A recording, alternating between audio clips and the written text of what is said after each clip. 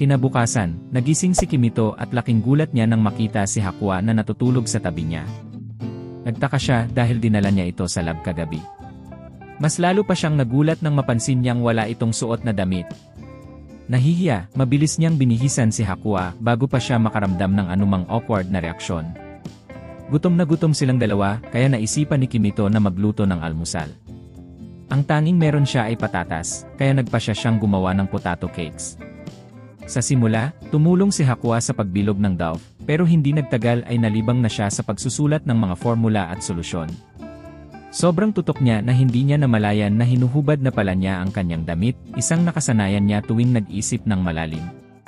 Pagkatapos nilang kumain ng unang maayos na pagkain nila sa isang buwan, nagbasa sila ng mga palaisipan, kahit na sobrang nakakaantok ang mga ito.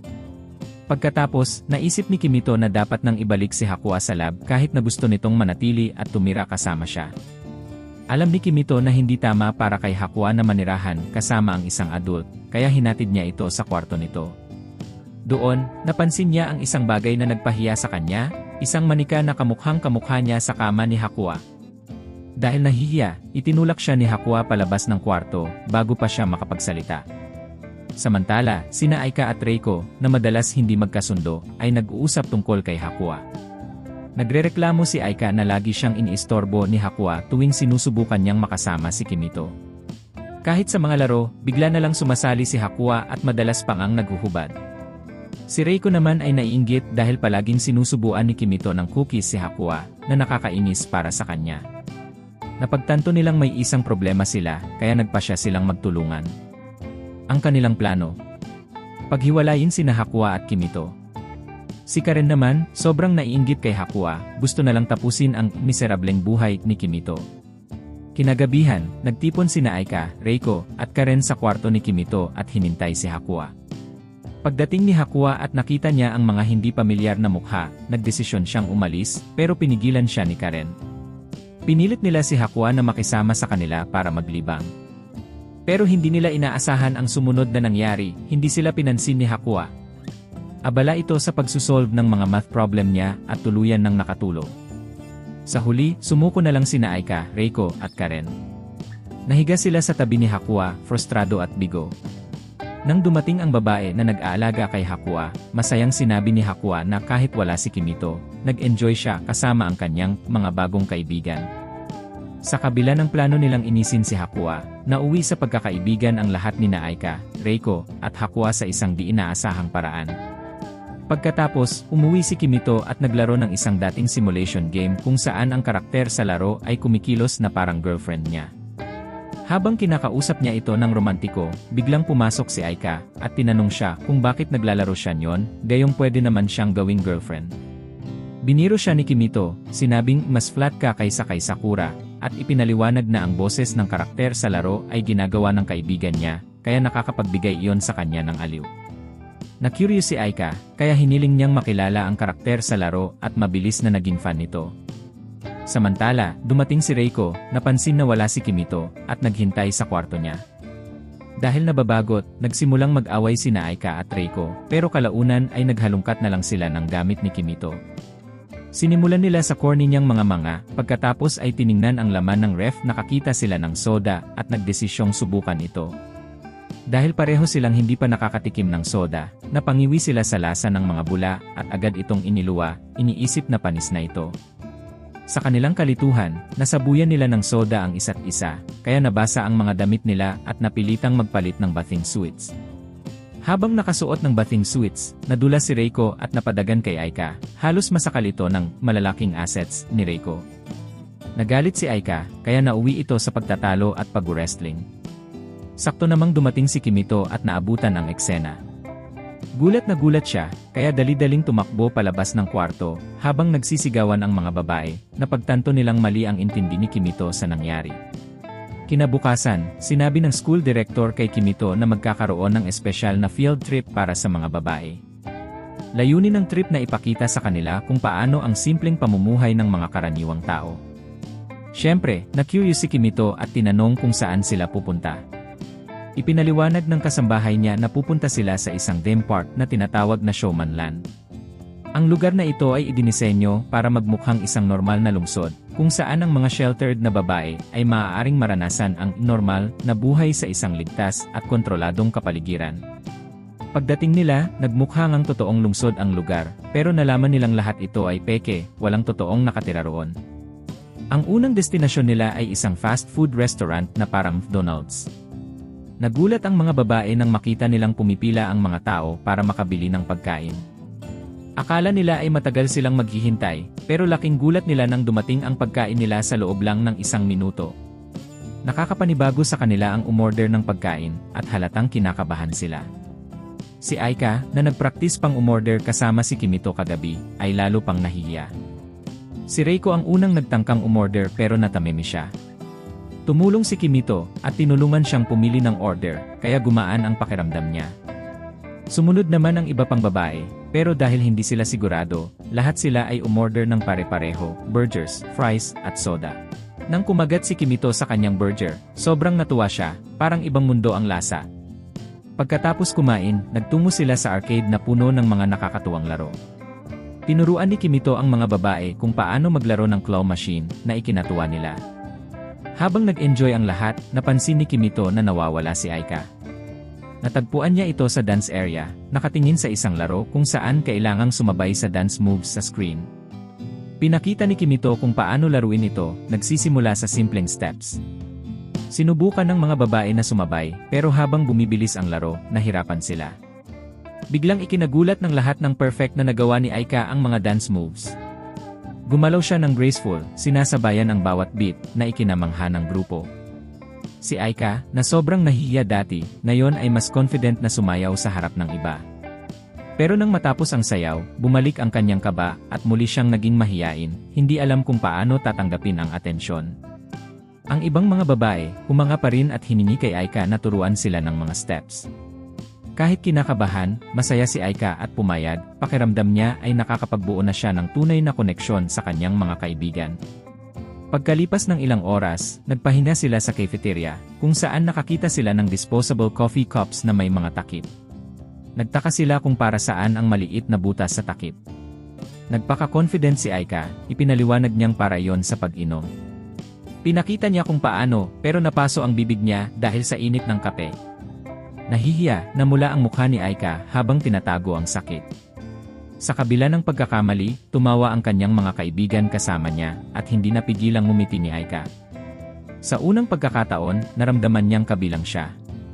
Habang patuloy ang araw, si Kimito at ang mga babae ay pumunta sa isang clothing store, kung saan masaya si Aika na pinag-uusapan ang fashion ng mga commoners. Habang namimili, sinubukan ni Karen ang isang blouse, pero nalito siya nang sinabi ni Kimito na pumunta siya sa counter para magbayad. Inakala ni Karen na hinahamon siya ni Kimito sa isang duelo. Dahil kilala ni Kimito ang kakaibang ugali ni Karen, sumabay na lang siya sa trip nito. Sa huli, sinuot ni Karen ang blouse na pinili ni Kimito. Hindi napigilan ng ating pilyong bida na mamula nang mapansin ang toned na hita ni Karen at pabirong sinabi na hindi niya atrasan ang maipit sa pagitan ng mga yon. Samantala, nasa isang kwarto sina Reiko at Aika. Abala si Aika sa pagte-text sa kanyang mga bagong kaibigan, kaya halos hindi niya pinapansin si Reiko.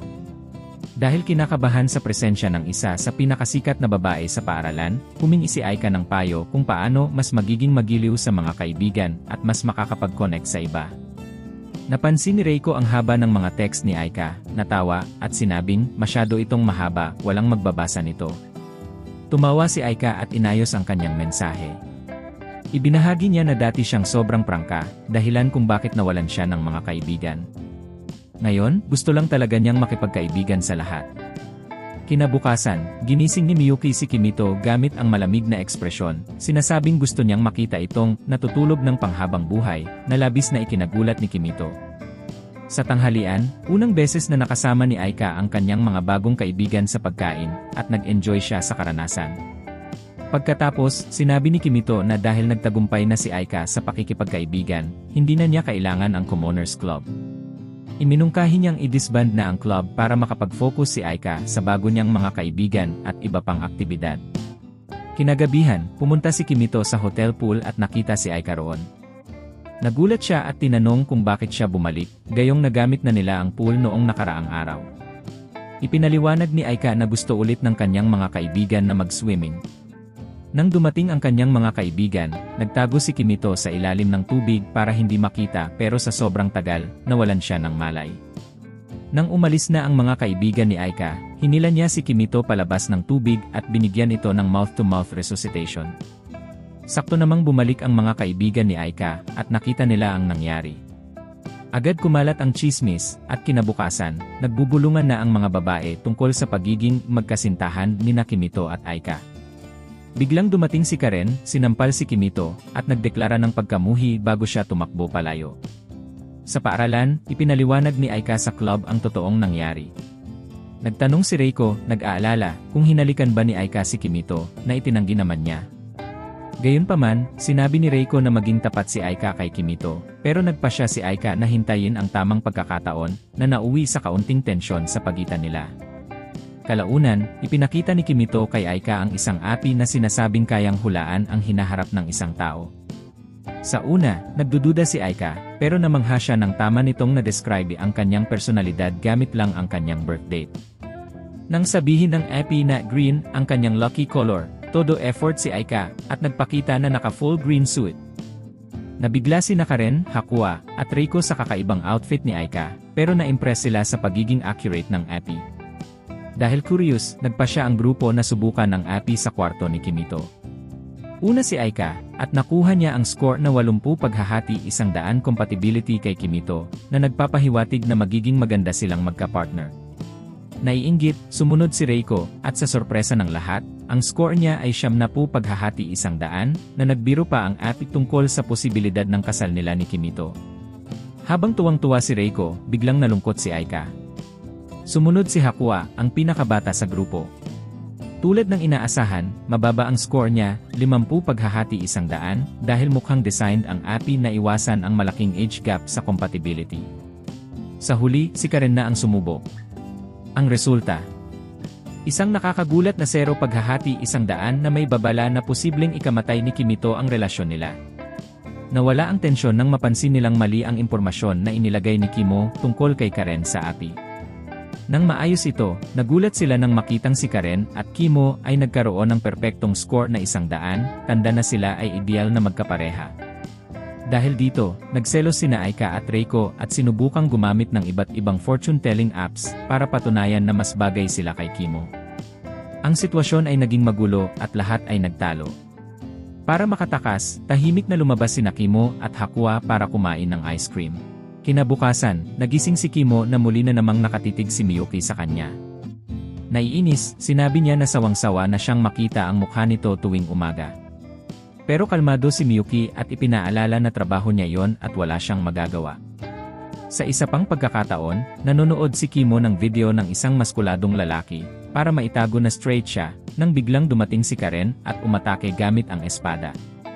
Halos matamaan ang braso niya pero naiwasan niya ito kahit napunit ang kanyang damit. Dahil na konsensya, inimbitahan siya ni Karen sa kanyang kwarto para ayusin ang sira. Sa kwarto ni Karen, inalok siya nito ng tsaa at ipinakita ang bagong blouse na binili niya para kay Kimo.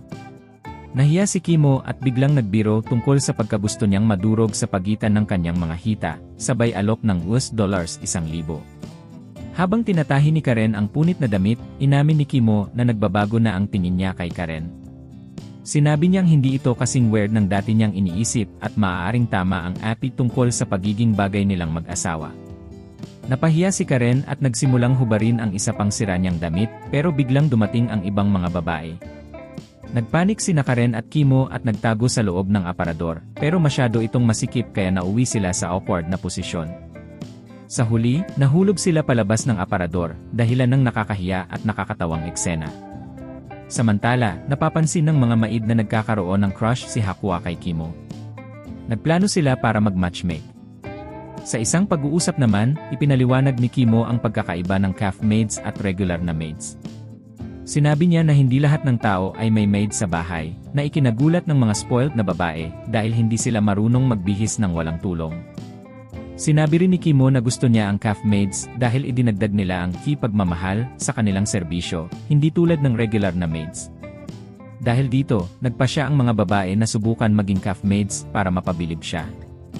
Hiningi nila ang tulong ni Kimo para sanayin sila, pero naging magulo ang lahat.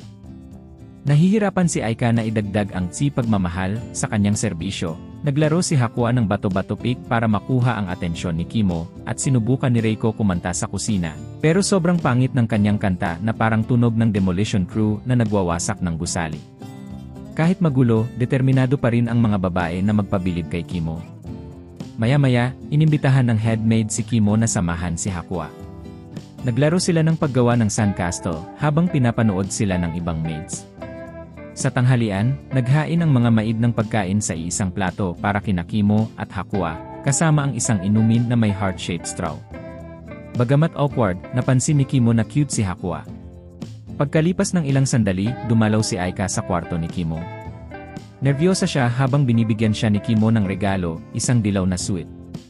Pinaliwanag ni Kimo na ang suit ay inspirasyon mula sa isang sikat na komedyante na may kakaibang pagbati na tinatawag na gets. Akala ni Aika, magpapasikat ito sa kanya, kaya tumakbo siya para gamitin ito. Napagtanto ni Kimo na mali ang pagkakaintindi niya, kaya sinubukan niya itong habulin. Pero siya'y napatigil ng aksidente siyang mapadikit sa mga hita ng isang maid. Agad siyang humingi ng paumanhin at nagpatuloy sa paghabol kay Aika. Nakakatawa si Aika nang makita si Reiko at matawa siya sa suot nitong yellow suit na para sa mga lalaki. Ipinaliwanag ni Aika lahat ng sinabi ni Kimo tungkol sa damit at nagustuhan ito ni Reiko. Nang malaman ni Reiko na si Kimo ang nagbigay kay Aika ng suit, naging sobrang inggit siya.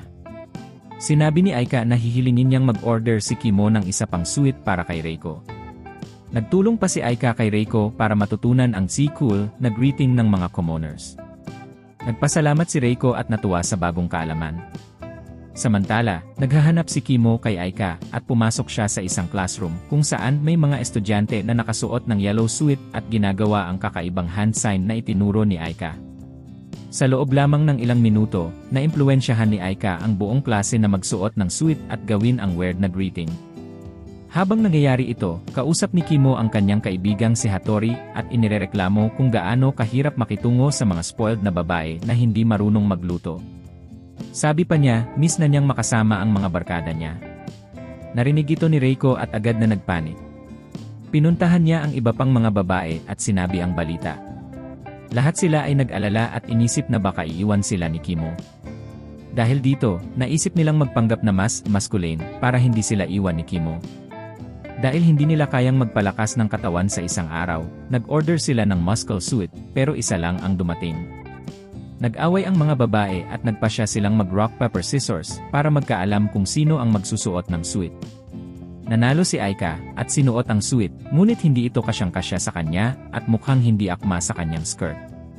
Kaya, pinalitan nila ang lahat ng suot ni Aika at binihisan siya bilang isang samurai para magmukhang mas masculine. Para mas lalong maging masculine, nag-rub pa sila ng meat seasoning sa katawan nila.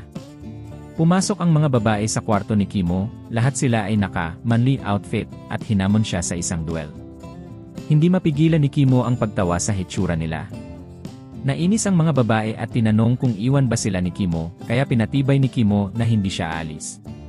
Pagkatapos, nakatagpo si Kimo ng pagkakataon makipag-usap kay Reiko. Nagsasabi siya na naglilinis siya ng chalkboard para matulungan ang mga guro.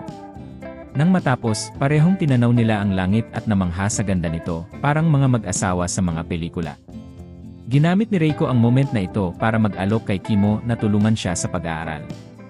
Pumayag si Kimo at nagtanong kung matutulungan siya ni Reiko sa flower arranging, na ikinagalak ni Reiko dahil magiging magkasama sila. Tinukoy pa niyang gusto niyang tawagin siya ni Kimo sa kanyang unang pangalan, at kahit awkward, pumayag si Kimo. Sa Commoners Club, tinanong ni Reiko kung gusto ni Kimo na tawagin siya sa pangalan niyang unang pangalan, kaya niligaya ang iba pang mga babae.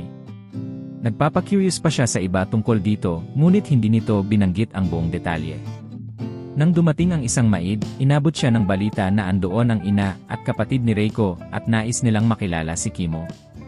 Pagdating sa malaking hall, masayang sinalubong ng ina ni Reiko si Kimo at natuwa dahil nakita siya ng commoner. Ngunit si Masaomi, ang kapatid ni Reiko, ay hindi natuwa at pinaalalahanan si Kimo na layuan ang kanyang kapatid. Sabi pa ni Masaomi na siya ang pinakamagandang babae sa mundo at tinanong si Kimo na manatili lang sa malayo. Si Kimo ay naging pabirong makipag-flirt kay Masaomi na naging dahilan ng pagkabigla ni Masaomi. Pagkatapos ng lahat ng drama, ibinunyag ng ina ni Reiko na naayos na ang kasal ni Reiko kay Satoshi mula sa isang noble family. Wala siyang karapatang tumanggi at kapag tumanggi siya, magkakaroon ng malaking alitan sa pamilya. Hindi matuwa si Reiko ngunit hindi nito ipinakita. Sa Commoner Club, ipinaliwanag ni Aika na ang paaralan ay unang ginawa para maghanap ng mga babaeng karapat-dapat pakasalan. Para kay Reiko, ito ang tradisyon na ipinasa pa ng kanyang lola at ina. Naiintindihan ni Kimo ang sitwasyon at nais niyang tumulong, pero mahirap ang sitwasyon.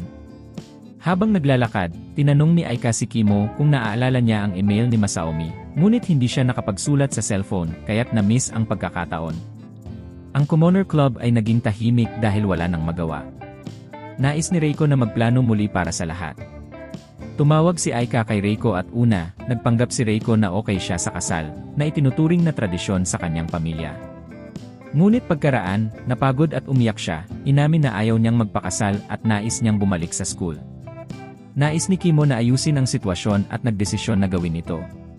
Nagtataka siya at pinagsisisihan ang hindi pagkuha ng email ni Masaomi, ngunit nakuha ito ni Hakua, kaya nagsimula sila ng plano.